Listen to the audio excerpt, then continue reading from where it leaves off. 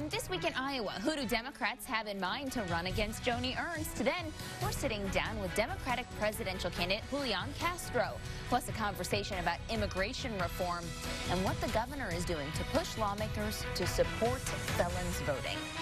Hi, everyone, and thanks so much for joining us here on This Week in Iowa. I'm Sabrina Ahmed, and we are starting off our show with a conversation with the chair of the Iowa Democratic Party, Troy Price. Troy, welcome back. Thank you. It's great to be back. Thanks for being here. Okay, so I want to start by talking rumors of who is going to be running against Senator Joni Ernst in 2020. I like that you laugh about that. Okay, so Ernst is running for her second term in the Senate. There are not any candidates who have said that they will primary her for the Republican ticket. Troy, what are you hearing from Iowa Democrats? Well, there's a lot of interest in this race. You know, with what we saw in this last election, where Democrats outperformed Republicans by almost 4 points at the congressional level, there's a lot of interest, both locally and nationally, in this race and in the fact that Democrats are going to be able to flip this seat. And so there's a lot of people talking about it. I don't want to give away any sort of conversations I've had so far, but there's a lot of people talking about it, and I think we're going to have a very spirited primary, and more importantly, we're going to have a great run right up until the election in 2020, and we're going to send Joni Ernst into retirement. So do you think it will be a heated primary? Oh, you know, I think we saw a great and spirited primary back in the governor's race last year. I think we'll have another one here in 2020, but I think it's going to be a great, whatever happens, you know, we stay out of it, we let the race play out, but whatever happens, we feel that it's going to be a great opportunity for us to show the strength of our party, to show that what our party stands for, and more importantly, give us the opportunity and give Iowans the opportunity to have someone who's going to truly represent them once again in the Senate. What do you believe makes Joni Ernst vulnerable then? Well, I think, you know, just take a look at her voting record. And, you know, she has stood shoulder to shoulder with the president time and time again. People are looking for change in Washington. People are looking for someone who's going to actually fight for them and put party ideology aside to stand up for what's right for this state. We have seen Joni Ernst, you know, she promised to go to Washington to make them squeal, but instead she's gone to Washington and just become part of the problem out there. And in fact, she actually moved her official residence to Washington according to her property taxes. So, you know, we feel like we've got a really great opportunity in this race. I know we're going to be able to take that seat back and that we're going to have someone who's going to truly stand up for this state again. I know you said you don't want to mention who you've been having conversations with, but I have to ask a few names. So, State Senator Liz Mathis, her name has been out there a lot to potentially run. Do you think this is her year? You'd have to ask Senator Mathis. And I'm going to say that to every one of them. All right, well, we'll move on then. But I will say that there are a lot of great people in the race, Senator Mathis, who are talking about this, and a lot of people who are being talked about for this race. You know, 2 years ago, people said we didn't have a bench. We ended up with 7 people running for governor.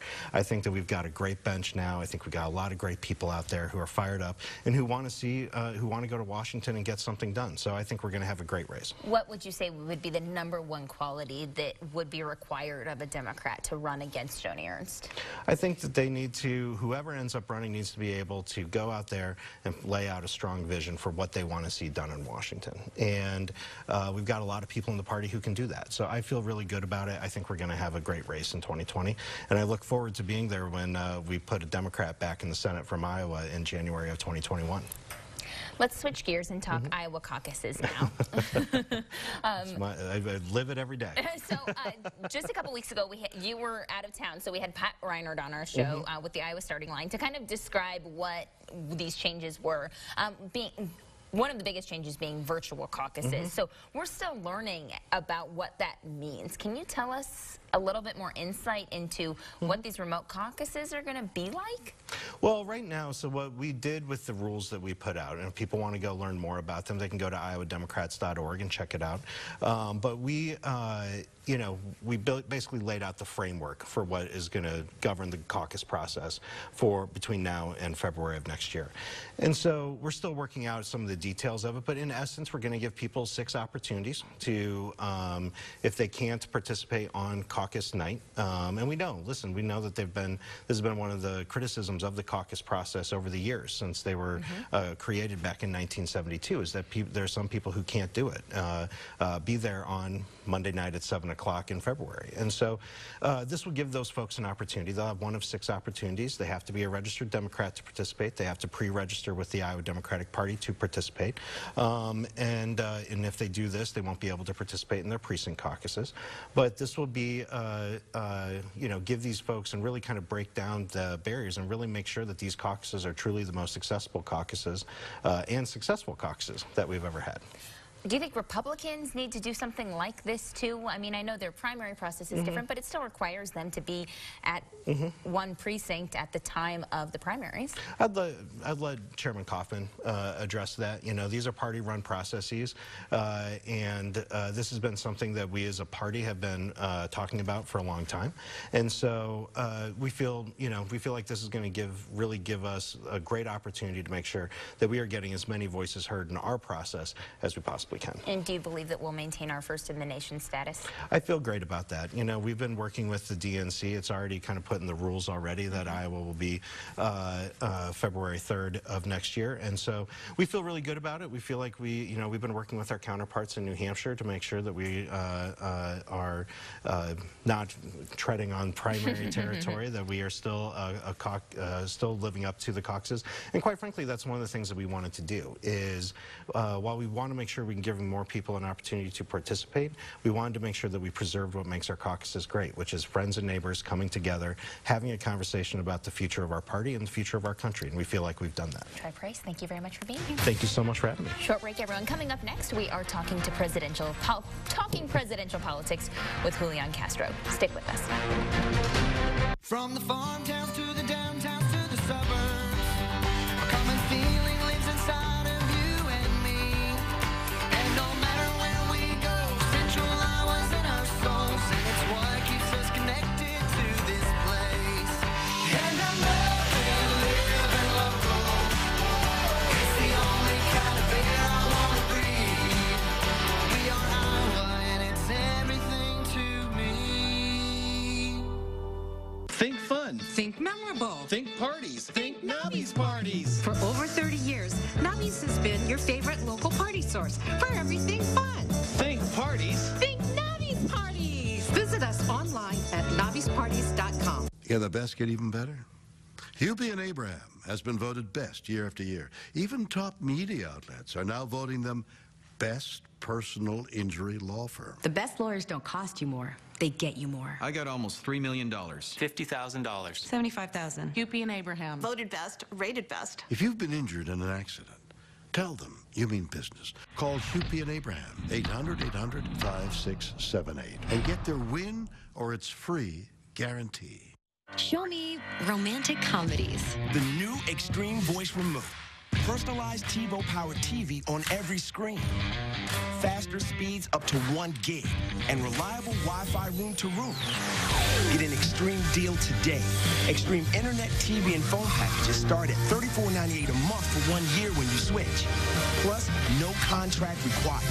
Act now and get 3 months of Showtime included. Call 844-EXTREME2 for details.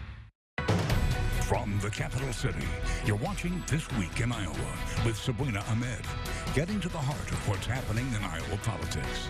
Welcome back, everyone. We are joined now by Democratic presidential candidate Julian Castro. Mr. Castro, thank you so much for being here. Great to be here. Welcome back to Iowa. This is not your first time. It's not. You know, the first time I came here was a few years ago for the Harkin Steak Fry in 2013, and then I was here supporting some of the congressional candidates and statewide candidates just in the 2018 cycle. But this is the first time as a candidate for president. This is my first visit, so I'm excited to be here. So you were one of the first to say, hey, I want the Democratic nomination. I want to unseat President Trump in 2020. Give us your 30-second elevator speech. What makes you a candidate? Tell us your 30-second background and what you want Iowans to know. What I think people are looking for is the opposite of Donald Trump in 2020. I'm trying to bring people together, not tear them apart. I'm trying to look to the future, not to the past. I want to be a president for everybody, not just a 37% of a base of one political party. And I want to restore integrity and honesty in Washington. that we've been missing since this has been one of the most corrupt administrations that we've seen in a long time. I have a compelling vision for the future of this country to make the United States the smartest, the healthiest, the fairest, and the most prosperous nation on earth. And I'm going to focus my energy on giving Iowans and Americans something that they can stand for, something they can believe in, and not just stand against. There are a lot of Democrats who have very similar goals and aspirations. How do you set yourself apart from the rest of the Democrats who also want to unseat President Trump? You're right. It's getting more and more crowded. It is. But, I think that as Iowans begin to look at this field, what they'll see with me is, number one, I actually have executive experience, having been a cabinet secretary in the Obama administration and mayor of San Antonio, one of the largest cities in this country. So I have a track record of getting things done and especially creating opportunity for people. I also have lived a life where I know what it's like to struggle. And also, I know what it's like to achieve my dreams. And so I can relate to people in this country wherever they are and whoever they are. And I want to be present for everybody. You've spoken a lot about criminal justice reform. That was one of your most recent posts on your website. Can you talk to me about what that looks like and why that's something that's important to you? Well, the fact is that too many times today, based on the color of your skin or how much money your folks have or don't have, or whether you can hire a good lawyer or not, we don't have innocent until proven guilty.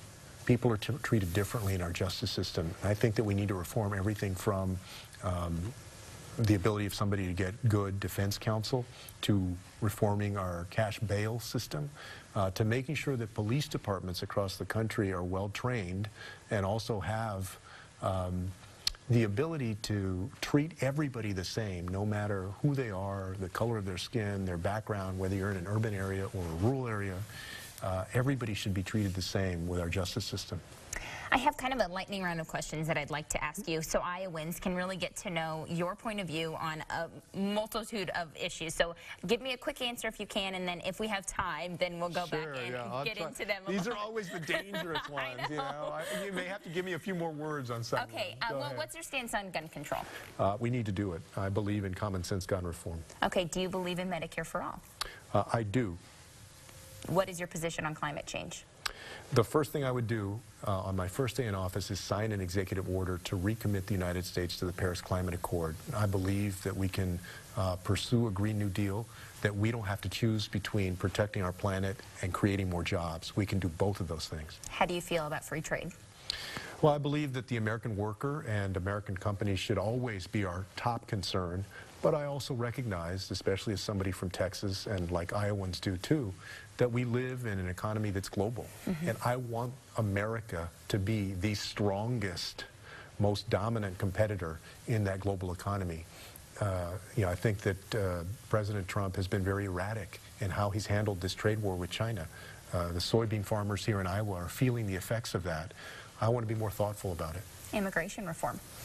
We need comprehensive immigration reform that includes a DREAM Act.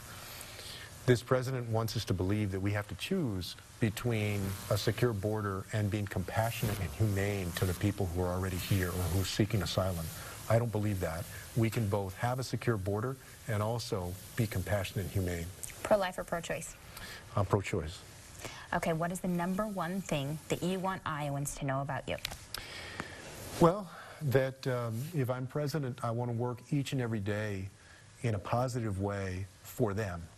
That the top of my mind will be, how can I make sure that no matter who you are, that you can get a good job if you're willing to work hard, that you can have health care when you or your family need it, and that your children and grandchildren can get a good education in this country so that they can reach their dreams the way that so many of us have been able to reach ours.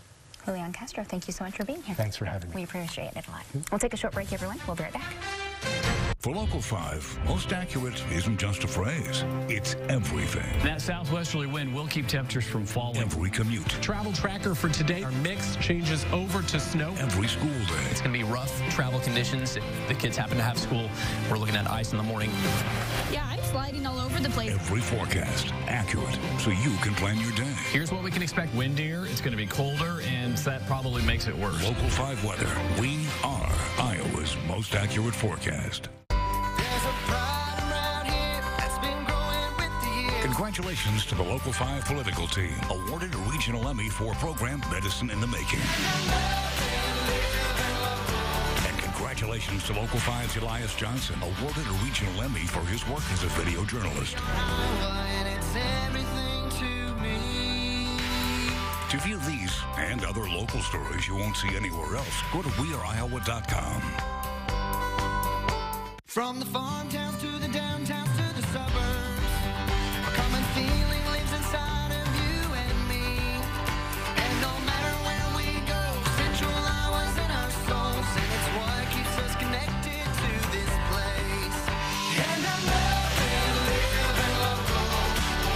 It's the only kind of air I want to breathe. We are Iowa, and it's everything to me. Let's play. From the Outlaws. I think we know how this is going to go. To the Warriors. Nobody can dispute the rightness of what we're doing. And every heart pounder, smoke and barrel, hot pursuit, and powerhouse punch in between. Sometimes you gotta go for it.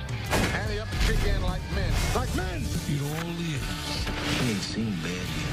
On Grit Television with Backbone. You're watching This Week in Iowa, Sunday morning talk focused on the political scene in Iowa. Welcome back, everyone. We are moving our conversation to immigration reform. So we are joined now by Jay Byers, who is head of the Greater Des Moines Partnership.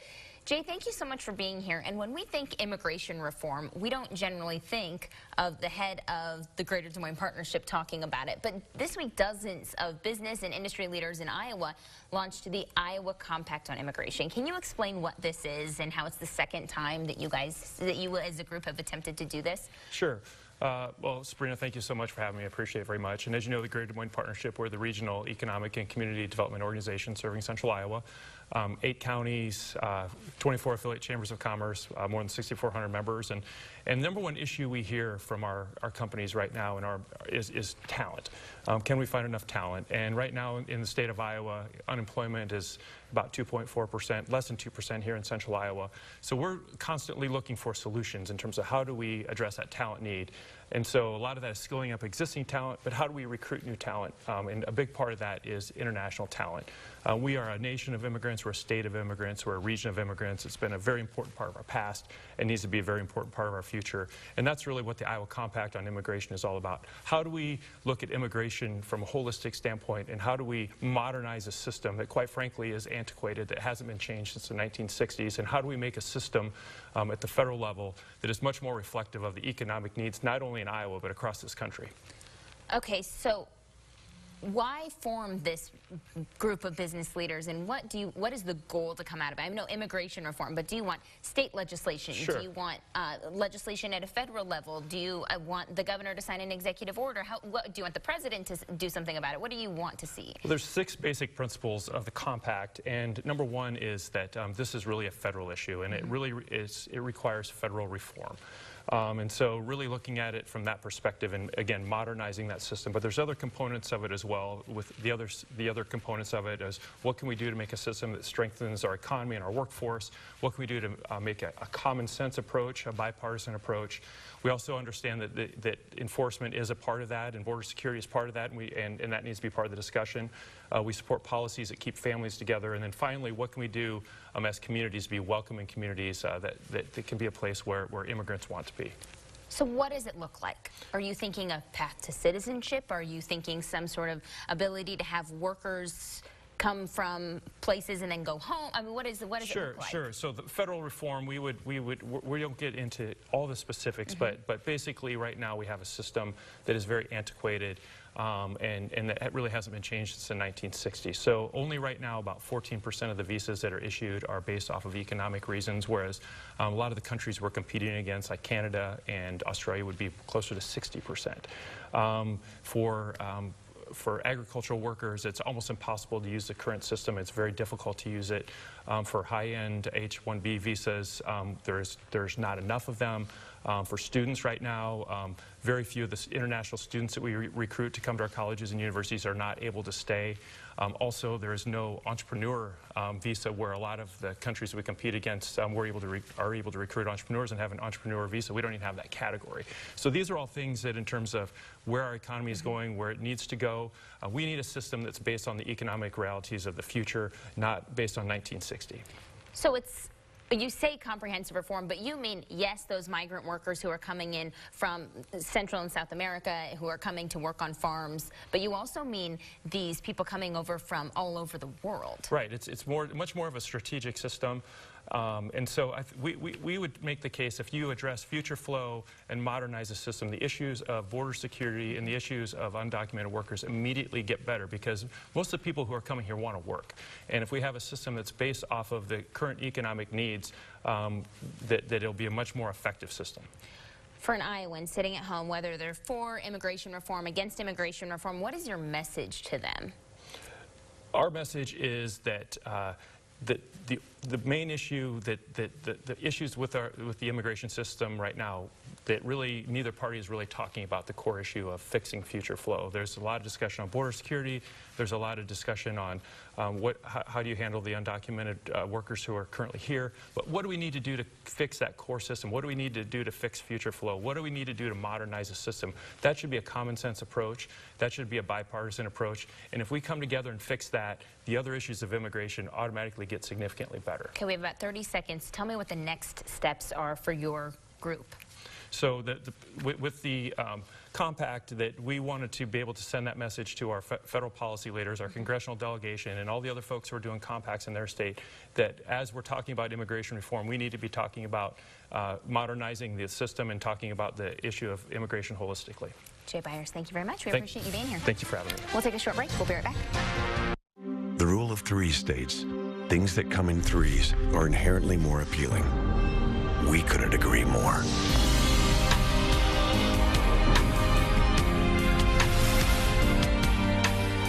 3 SUVs, 1 GMC. Step up to GMC with 16% below MSRP on most 2019 Acadia and Terrain models when you finance through GM Financial. Or current eligible non-GM owners get nearly $10,000 total value on this Acadia Denali when you finance through GM Financial. Attention all Americans. Introducing Neuromedics, a biotech company you can now invest in. Anyone can invest. Become a shareholder and join the fight against Alzheimer's and other neuroinflammatory diseases. Neuromedics is developing NE3107 as a therapeutic for neurological diseases in which neuroinflammation is a major contributing factor, such as Alzheimer's, migraines, and Parkinson's. Call now to discover how you can invest. Reunited with the son she placed for adoption. He'll put his arm around her. We make cookies together. I do find it creepy. We cuddle on the couch. That's crossing boundaries. They're not like a mother and son. Your daughter said he gave her a hickey. It wasn't a hickey. He pinched me. What bit me? They have sleepovers. Did y'all sleep in the same bed? Yes, once. All new Dr. Phil. Monday at 4 on Local 5. We catch up with American Idol Maddie Poppy, talking about her new song and upcoming album.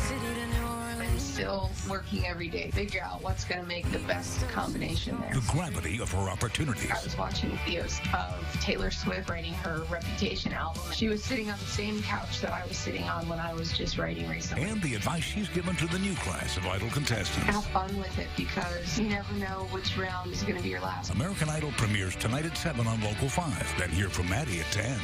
You're watching This Week in Iowa, Sunday morning talk focused on the political scene in Iowa. Welcome back. Governor Kim Reynolds is pushing for an amendment to the Iowa Constitution, and it's all about felons' right to vote. Reynolds told reporters this week that she's hopeful lawmakers will work through her proposed legislation to help convicted felons get their voting rights restored.